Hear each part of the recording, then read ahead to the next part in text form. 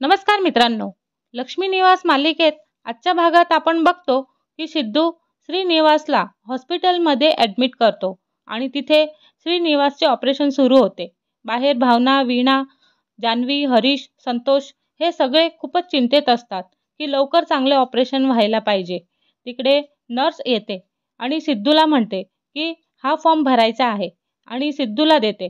पण हा फॉर्म इंग्लिशमध्ये असतो आणि म्हणून सिद्धूला इंग्लिश येत नसल्यामुळे तो विचार करतो की काय करू. तेवढ्यातच तिथे सायको जयंत येतो आणि सिद्धूचा हातातला फॉर्म हिसकावून घेतो आणि फॉर्म मी भरतो म्हणत तिथून तोंड वाकडे करत निघून जातो आणि फॉर्म भरतो. तिकडे ऑपरेशन थिएटरमधून कंपाऊंडर येतो आणि ओ ब्लड ग्रुपचे ब्लड पाहिजे हे असे म्हणतो. तिथे हरीश आणि संतोष दोघेही एकमेकांना बघत ब्लडसाठी नकार देतात. पण जयंत पण वेगळाच विचार करतो की जर इथे मी ब्लड दिलं तर वेगळाच प्रॉब्लेम उभा राहील आणि मी पण अटकू शकतो. मग शेवटी सिद्धूच ब्लड द्यायला तयार होतो आणि इकडे भावना लक्ष्मीला फोन लावते. पण लक्ष्मीचा फोन घरीच असतो आणि आनंदी फोन उचलते. तिला माहिती नसल्यामुळे भावना खूप टेन्शनमध्ये येते की ह्यावेळी लक्ष्मी कुठे गेली असेल.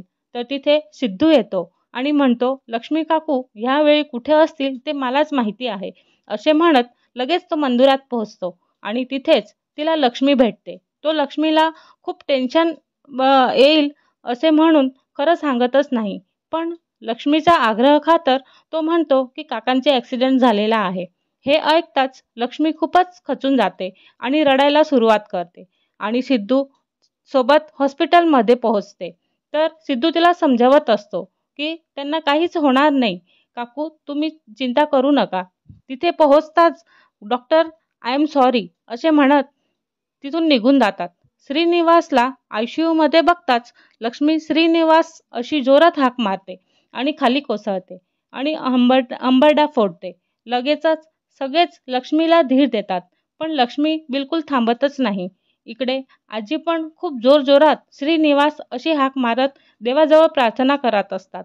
तर लक्ष्मी पण सगळे क्षण आठवतात आणि आठवणीत हरून जाते आणि जिथपर्यंत श्रीनिवासला बरं वाटणार नाही तिथपर्यंत ती पाणी पण घेणार नाही असे निर्धार करते.